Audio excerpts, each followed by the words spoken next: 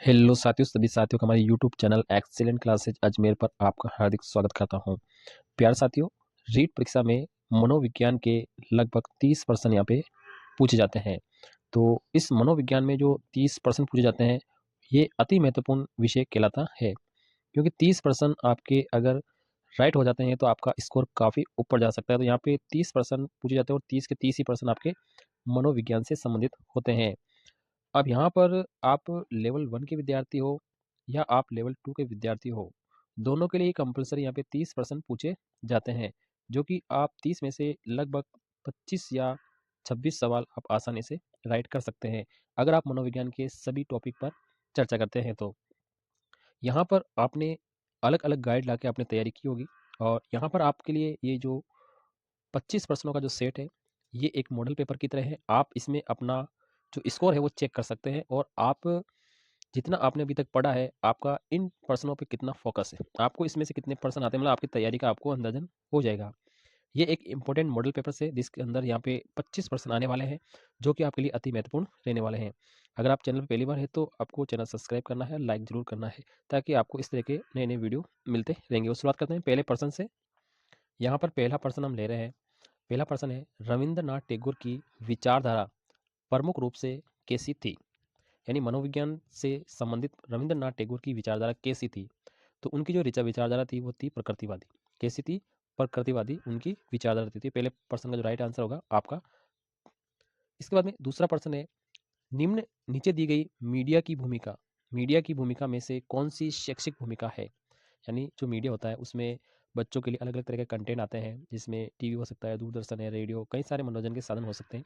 उसमें शैक्षिक भूमिका किसकी रहती है? मनोरंजन की, दूरस्थ शिक्षा का एक संचार माध्यम, प्रचार, सरकार की आलोचना। तो मीडिया की जो भूमिका में से कौन सी शैक्षिक भूमिका होगी?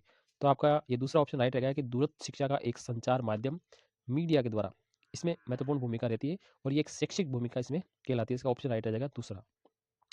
अगला सवाल है, गेस्टाल्टवादी जो गेस्टाल्टवादी है, जो मैक्स वर्दिमर है, ये इसके अनुसार कोई भी व्यक्ति है किसी वस्तु को निम्नलिखित आधार पर देखता है। यानी गेस्टाल्टवादी ने कहा है कि कोई भी व्यक्ति है किसी वस्तु को किस आधार पर देखता है।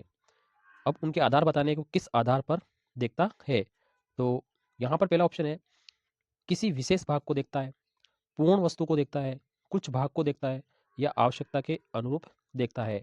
तो जब भी आपके गेस्टाल्ट का नाम आ जाए तो आपको यहाँ पे ध्यान रखना है, इसमें पूर्ण वाला नाम जब भी आ जाए तो वही आपका ऑप्शन राइट हो जाएगा। तो इसमें पूर्ण वस्तु को देखता है। बालक क्या करता है या व्यक्ति क्या करता है, उस वस्तु को पूर्ण रूप से उस वस्तु को देखता है। तो इसका ऑप्शन ये बे वाला राइट रहेगा। अगला है मांटेसरी विधि। किसने दी है? मारिया मांटेसरी ने दी है। उसके अनुसार एक बालक अपने आसपास के वातावरण का ज्ञान मुख्यतः कैसे प्राप्त कर सकता है? यानी मारिया मांटेसरी है, उसके अनुसार एक बालक है अपने आसपास के वातावरण का ज्ञान वो कैसे प्राप्त कर सकता है? नकल के द्वारा करता है, पढ़कर करता है, लिखकर करता है, या ज्ञानेंद्रियों के द्वारा करता है? तो मारिया मांटेसरी का जब भी नाम आ जाए तो आपको ज्ञानेंद्रियों से ही बच्चा सीखता है। तो ये इसका कॉम्बिनेशन होता है। यानी मारिया मांटेसरी का नाम जब भी आ जाए तो इस विधि में ज्ञानेंद्रियों के द्वारा ही शिक्षा दी जाती है। तो इसका ऑप्शन दे वाला आपका राइट रहेगा। अगला और इम्पोर्टेंट सवाल है, ये TAT थेमेटिक एक्सप्रेशन टेस्ट है, वो व्यक्तित्व परीक्षण की कौन सी विधि का प्रकार है? यानी व्यक्तित्व का मतलब है पर्सनैलिटी, और पर्सनैलिटी से संबंधित कई सारे प्रयोग किए गए थे, यानी कई सारे परीक्षण किए गए थे। उन परीक्षणों में से एक परीक्षण है TAT। ये एक शॉर्ट फॉर्म है, इसको इंग्लिश में इस तरह से भी लिखा आ सकता है, TAT थेमेटिक एक्सप्रेशन टेस्ट, ये लिखा हुआ आएगा। तो ये कैसा है? व्यक्तिनिष्ठ विधि है, अप्रक्षेपित विधि है, अर्ध प्रक्षेपित विधि है, या प्रक्षेपी विधि है? तो ये व्यक्तित्व जानने के लिए डायरेक्ट व्यक्ति पर अप्लाई की जाती है, इसलिए ये प्रक्षेपी विधि कहलाती है। कौन सी विधि कहलाती है? प्रक्षेपी। तो इसका ऑप्शन ये वाला राइट रहेगा, प्रक्षेपी विधि। आगे चलते हैं, इंपॉर्टेंट सवाल है, गिलफोर्ड के अनुसार बुद्धि संरचना का जो सिद्धांत है वो दिया। बुद्धि से रिलेटेड यानी इंटेलिजेंस से संबंधित इन्होंने एक सिद्धांत दिया है। कौन सा दिया है? एक तत्व का सिद्धांत, द्वितत्व का सिद्धांत, त्रिआयाम का सिद्धांत, या बहुतत्व का सिद्धांत? तो गिलफोर्ड ने यहाँ पे त्रिआयामी सिद्धांत दिया है। किसने दिया है? त्रिआयामी। बहुत कण तत्व का सिद्धांत किसने दिया? थॉर्नडाइक ने। एक तत्व का और द्वितत्व का ये किसने दिया है? स्पीयरमैन ने दिया है। ठीक है, तो ये आपको याद रखना है। अगला सवाल है, इंपॉर्टेंट सवाल है यहाँ पे सातवां, एक 16 वर्षीय किशोर की मानसिक आयु 15 वर्ष है, तो वे किस श्रेणी में आएगा? तो अगर 16 वर्षीय किशोर है तो उसकी मानसिक आयु अगर 15 वर्ष है तो वो एक औसत बालक कहलाएगा। कैसे कहलाएगा? औसत बालक। बालकों की अलग अलग एज होती है, कोई मंदबुद्धि होता है, कोई प्रतिभाशाली होता है, कोई औसत होता है, कोई जड़ होता है, कोई अति प्रतिभाशाली होता है। तो इसका ऑप्शन नहीं रहेगा औसत, यानी वो एवरेज स्टूडेंट कहलाएगा। अगला ये इंपॉर्टेंट सवाल है, यहाँ पे बिल्कुल स्टार लगा सकते हैं। एक बालक अनुपयोगी वस्तुओं से एक सुंदर पेंटिंग बनाता है। अनुपयोगी का मतलब होता है जैसे छोटी छोटी कार्ड सीटें, खराब बोतलें हैं, या कुछ भी चीज़ें हैं जो अनवेस्ट है अपने पास ऐसे बिकी हुई है, उनसे क्या करता है वो एक अच्छी सी पेंटिंग बना देता है। ठीक है, तो वो कैसा बालक कहलाएगा? प्रतिभाशाली होगा, श्रेष्ठ होगा, सृजनशील होगा, या दार्शनिक होता है? तो अगर वो बालक अपने दिमाग से फालतू चीज़ों से ही अगर अच्छी पेंटिंग बना लेता है तो वो बालक सृजनशील बालक कहलाएगा। कैसे कहलाएगा? सृजनशील, यानी वो क्रिएटिविटी होता है, यानी जो हटकर चीज़ बना देता है। अगला सवाल है, इंपॉर्टेंट सवाल है, पावलाव। पावलाव ने कुत्ते पे प्रयोग किया था उसकी लार के हिसाब से। तो पावलाव के अनुबंधन प्रयोग में भोजन से पूर्व उपस्थित जो ध्वनि होती है उसे क्या कहते हैं? यानी यहाँ पर एक घंटी होती है, ठीक है, और यहाँ पर डॉग होता है, कुत्ता होता है। तो हर बार क्या करते हैं, इस घंटी को बजाया जाता है। घंटी को बजाने से क्या करता है, ये कुत्ता है ना, इस घंटी के प्रति क्या करता है, अनुबंधन कर देता है। तो एक बार तो घंटी बजा के भोजन दिया, 2 बार दिया, 3 बार दिया, अगली बार कुत्ते को ये पता चलेगा कि घंटी बजते ही क्या मिलेगा अपने को, भोजन मिलेगा। तो अनुबंधन हो चुका है उनके बीच में, क्या हो चुका है, अनुबंधन। तो भोजन से पहले जो ध्वनि बजाई जाएगी यानी घंटी बजाई जाएगी उसे हम क्या कहते हैं, अनुबंधित उद्दीपक कहेंगे। वो एक उद्दीपक का काम करेगा, उसे हम कहेंगे अनुबंधित उद्दीपक। ये पावला का प्रयोग है जो कुत्ते पे किया गया। आप डिटेल से पढ़ेंगे तो आप इसको समझ पाएंगे। अगला सवाल है, इंपॉर्टेंट है। लेटिन भाषा में पर्सोना, पर्सोना किसे कहते हैं? यानी ये एक पर्सनालिटी जो शब्द है वो पर्सोना से मिलकर बना है। किससे मिलकर बना है? पर्सोना से। जो पर्सोना है उससे मिलकर के बना है ये पर्सनालिटी शब्द बना है। और पर्सनालिटी का मतलब क्या होता है? व्यक्तित्व है। अब जो पर्सोना शब्द है उस पर्सोना का मतलब क्या है? व्यक्ति है, व्यक्तित्व है, अपूर्व है, या मुकुटा? तो इसका मतलब होता है मुकुटा। पर्सोना का मतलब क्या होता है? मुकुटा या नकली चेहरा। ये इंपॉर्टेंट सवाल है पर्सोना का। और ये पर्सोना किससे लिया गया है? लेटिन भाषा का शब्द है। पर्सोना कैसा शब्द है? लेटिन भाषा का शब्द है। तो ये 2 पर्सन यहाँ पे बन जाते हैं, आपको ये याद रखना है। यहाँ पर ब्रेल लिपि से, 11 पर्सन है, ब्रेल लिपि से किसको पढ़ाना चाहिए? यानी एक छोटा बालक है, ठीक है, और उस बालक को हमें क्या करना है? ब्रेल लिपि से पढ़ाना है। तो ब्रेल लिपि से किसे? बहरे को, अंधे को, गूंगे को, विकलांग को। तो यहाँ पे अंधे जो व्यक्ति होते हैं उनके लिए कौन सी विधि होती है? ब्रेल लिपि विधि होती है। यानी वो ब्रेल लिपि से, यानी हाथ से इशारे से ही अक्षरों को क्या करते हैं, वो पहचानते हैं। तो ये इसका ऑप्शन राइट रह जाएगा। अब यहाँ पर अगला प्रश्न है 12वां, बाल अपराधी, यानी जो कम उम्र में क्या करते हैं बालक, जैसे चोरी जैसी आदतें अपना लेते हैं, तो बाल अपराधी कहलाता है। तो वो किस एज में करता है? तो 18 साल से कम, यानी वो 0 से लेकर 18 साल की एज में ही क्या करता है, वो चोरी की आदत अपनाता है। 18 के बाद में वैसे हो जाता है तो वो समझदार हो जाता है, तो उसके बाद वो चोरी नहीं करता। लेकिन 0 से लेकर 18 तक के जो बालक हैं वो बाल अपराधी की श्रेणी में आते हैं। अगला प्रश्न है, इंपॉर्टेंट है। जिन बालकों की शैक्षिक उपलब्धि अपनी आयु के अन्य बालकों से क्या रहती है? निम्न रहती है। जैसे 2 बालक है, एक बालक ये है और एक दूसरा बालक ये है। अब इस बालक की जो शैक्षिक उपलब्धि और इसकी शैक्षिक उपलब्धि, तो इस बालक की जो शैक्षिक उपलब्धि है वो इससे क्या है? न्यून है, इससे क्या है? कम है। यानी जिन बालकों की शैक्षिक उपलब्धि यानी सीखने की जो क्षमता है या सीखा हुआ उनका जो ज्ञान है, शैक्षिक उपलब्धि है, वो अन्य बालक दूसरे बालकों से निम्न, यानी सीखने की जो गति है वो दूसरों से अगर कम रहती है, निम्न का मतलब होता है कम रहती है, तो कैसा बालक कहलाता है? पिछड़ा बालक कहलाएगा, मंद बुद्धि बालक कहलाएगा, मंदित मना बालक कहलाएगा, या बाल अपराधी कहलाएगा? तो वो बालक कैसा कहलाएगा? पिछड़ा, यानी वो दूसरों से क्या हो गया? पिछड़ गया, तो उसे हम कहेंगे पिछड़ा बालक कहेंगे। अगला और इंपॉर्टेंट सवाल है, 14वां सवाल है हमारा। जब व्यक्ति असफलता, दुख, पीड़ा बलपूर्वक भूलने का प्रयास करता है तो इसे हम क्या कहते हैं? उसे हम क्या कहते हैं? ये है कि भूलने का प्रयास करता है तो क्या कहलाता है? असफलता को, दुख को, पीड़ा को वो क्या करता है? भूलने का प्रयास करता है, यानी अपने मन ही मन में क्या करता है? उसको भूलने का काम करता है। तो वो प्रतिगमन कहलाता है, तदात्मीकरण कहलाता है, या प्रक्षेपण कहलाता है, या दमन कहलाता है? तो इनसे संबंधित नाम एक जरूर सवाल आएगा तो आपको याद, इसका कहलाता है दमन। क्या कहलाता है? दमन कहलाएगा। अगला सवाल है, जब बालक, 15वां सवाल है हमारा, जब बालक छोटे छोटे समूहों में समस्याओं पर चर्चा कर स्वयं निष्कर्ष तक पहुंचते हैं, यानी जब बालक क्या करते हैं छोटे छोटे समूहों में अपनी जो समस्या है उस पर क्या करते हैं? वो चर्चा करते हैं, चर्चा करके अपने निष्कर्ष तक वो क्या करते हैं? पहुंचते हैं। तो ऐसी स्थिति किस उपागम की ओर संकेत करती है? किस उपागम की ओर संकेत करती है?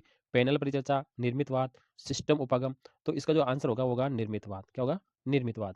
यानी बालक क्या करते हैं? छोटे छोटे समूह में अपनी समस्याओं पर चर्चा करके स्वयं ही निष्कर्ष निकाल लेते हैं, तो वो कहलाती है निर्मितवाद। क्या कहलाता है? इंपॉर्टेंट सवाल है, आप इस पे टिक लगा सकते हैं। 16वां सवाल है, निम्न में से कौन सा तत्व वो अभिप्रेरणा से संबंधित नहीं है? नहीं पूछा है, मोटिवेशनल, इसे कहते हैं मोटिवेशन, किसी व्यक्ति को मोटिवेट करना, ठीक है। मूल प्रवृत्ति, प्रेरणा, अंतर्निहित आवश्यकता।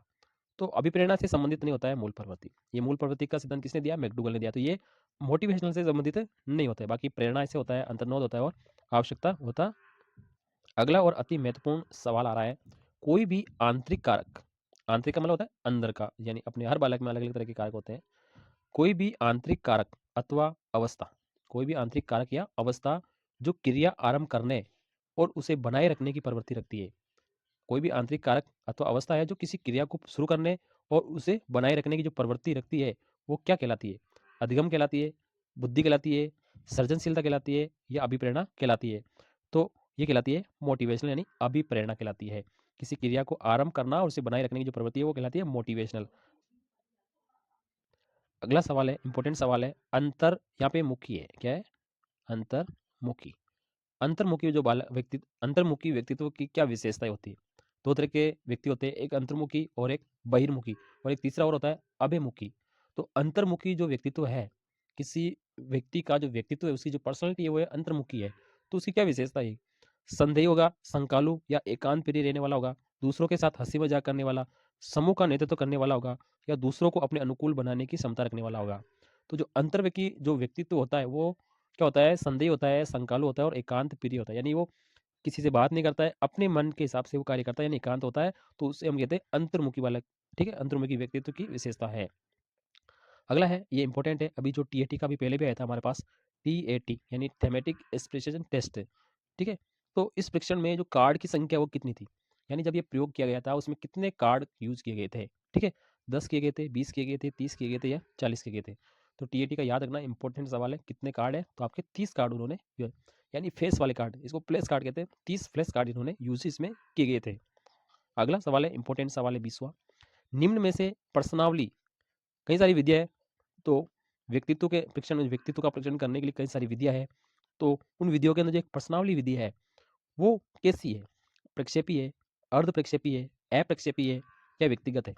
तो जो प्रश्नावली विधि है वो आपकी अप्रक्षेपित है, यानी इसमें प्रश्न पूछे जाते हैं, किसी व्यक्ति पर थोपा तो नहीं जाता है, प्रक्षेप नहीं किया जाता है, अप्रक्षेपी विधि ये कहलाती है। अगला और अति महत्वपूर्ण सवाल है जो मनोविज्ञान का है, हर बार पूछा जाता है, भले आपके थर्ड ग्रेड हो, सेकंड ग्रेड हो, मुख्य परीक्षा में भी ये पूछा जाता है। तो इन्होंने कहा है कि गिलफोर्ड का जो बुद्धि संबंधी मॉडल है, गिलफोर्ड ने कौन सा सिद्धांत दिया है? त्रिआयामी सिद्धांत दिया है। उस त्रिआयामी सिद्धांत यानी जो बुद्धि का त्रिआयामी सिद्धांत है, उस मॉडल में कुल कितने कोष्ठ या खाने रखे हैं? कुल कितने कोष्ठ या खाने रखे? 3, 60, 80 या 120? तो ये 2016 रीट में पूछा है, तो आपको 120 याद रखना है, 120 होता है। गिलफोर्ड का जो बुद्धि संबंधी जो मॉडल है उसमें कितने कोष्ठ खाने रखे? 120 या कोष्ठ खाने रखे गए। तो आंसर आपका राइट होना चाहिए। अगला सवाल है 22वां, किसी 10 वर्षीय बालक की जो मानसिक आयु है वो 14 वर्ष है, तो वो कैसा बालक है? वो कैसा बालक है? तो वो प्रतिभाशाली बालक है, सृजनशील बालक है, मंद बुद्धि बालक है या वो जड़ बुद्धि बालक है? तो ऐसा बालक जिसकी 10 वर्षीय बालक की मानसिक आयु, साल तो 10 साल का ही है, लेकिन मानसिक आयु उसकी 14 है, तो वो प्रतिभाशाली बालक कहलाएगा। उम्र तो उसकी कम है, लेकिन एज जो मानसिक आयु है वो क्या है? इसकी इज्जत है, यानी 14 साल के बच्चे के अकॉर्डिंग वो सोचने लग गया, तो प्रतिभाशाली हो गया। क्या हो गया? प्रतिभाशाली हो गया। अगला और अति महत्वपूर्ण सवाल है, ये क्रिएटिव बालक से रिलेटेड है। प्रश्न है 23वां, एक बालक अनुपयोगी प्लास्टिक थैलियों से कलात्मक वस्तु बना लेता है, यानी जो वेस्टेज थैलियाँ हैं प्लास्टिक की, उनसे क्या करता है? वो एक कलात्मक वस्तुएं बना लेता है। तो ये क्या दर्शाता है? इंपॉर्टेंट लगा लो आप इसे, सृजनात्मकता का एक सवाल जरूर आएगा। ठीक है, तो ये प्रतिभाशाली है, प्रतिभा है उसमें, दार्शनिकता है, सृजनशीलता है या कुशलता है? तो ये सब बालक क्या कहलाता है? सृजनशील बालक कहलाता है। क्या कहलाता है? सृजनशील, यानी क्रिएटिव बालक होता है, जो अनुपयोगी चीजों से क्या उपयोगी चीजें बना लेता है अपने दिमाग से। अगला और इंपॉर्टेंट सवाल है, सने प्राप्त करने की इच्छा, ये अभिप्रेरणा के संदर्भ में क्या है? सने प्राप्त करने की इच्छा, हर व्यक्ति के अंदर सने प्राप्त करने की इच्छा होती है, वो अभिप्रेरणा के संबंध में क्या होता है? तो ये कहलाती है स्वाभाविक अभिप्रेरक। क्या कहलाती है? स्वाभाविक अभिप्रेरक कहलाती है। इसका राइट आंसर रह जाएगा। अगला और अंतिम सवाल है इस वीडियो का, एक नया शिक्षक बहुत मेहनत करने से छात्रों को पढ़ाता है, यानी एक कोई भी टीचर है नया, वो बहुत मेहनत करके छात्रों को क्या करता है? पढ़ाता है, जिससे थोड़े से समय में ही छात्रों से उनसे बहुत प्रतिष्ठा अर्जित हो जाती है। यानी एक शिक्षक है, बहुत मेहनत से छात्रों को पढ़ाता है, जिससे थोड़े समय में ही छात्रों से उनसे क्या होती है? बहुत प्रतिष्ठा अर्जित होती है, यानी बच्चे क्या करते हैं? उनकी इज्जत करने लग जाते हैं या उनसे अच्छा व्यवहार रखते हैं। तो आप क्या करेंगे ऐसा? ठीक है, तो देखिए, आप उसकी प्रशंसा करेंगे तथा उनका अनुसरण करेंगे, उसकी प्रतिष्ठा से ईर्ष्या करेंगे या छात्रों को उसके विरुद्ध भड़काने का प्रयास करेंगे? तो हम क्या करेंगे? उस टीचर की क्या करेंगे, उसकी प्रशंसा करेंगे, उसके काम की प्रशंसा करेंगे और उनका क्या करेंगे, अनुसरण करेंगे। तो इसका ऑप्शन राइट रह जाएगा। तो यहाँ पर ये मनोविज्ञान के महत्वपूर्ण आपके सवाल है, ये महत्वपूर्ण आपके 25 सवाल थे मनोविज्ञान के। ये आपको कैसे लगे हैं और हमारे वीडियो का तरीका कैसा है, आप कमेंट बॉक्स में जरूर बताइए। प्यारे बच्चों, आप लेवल 1 के हो या आप लेवल 2 के हो, आप सभी को क्या करना है, आप सभी को मनोविज्ञान पे बहुत ध्यान देना है। यहाँ पर मनोविज्ञान की जो पर्सन है, कभी कभी लेवल थोड़ा सा अलग भी आता है, तो आपको थोड़ा ध्यान रखना है। लेवल से तो ऊपर आपको पढ़ना है, ताकि आप इसमें कम से कम ज़्यादा से ज़्यादा सवाल कर। तो प्यारे विद्यार्थियों, वीडियो को यही समाप्त करते हैं। आप पहली बार है तो हमारे चैनल को सब्सक्राइब जरूर कर दीजिए, ताकि आपको नोटिफिकेशन मिलते रहेंगे। थैंक यू, धन्यवाद।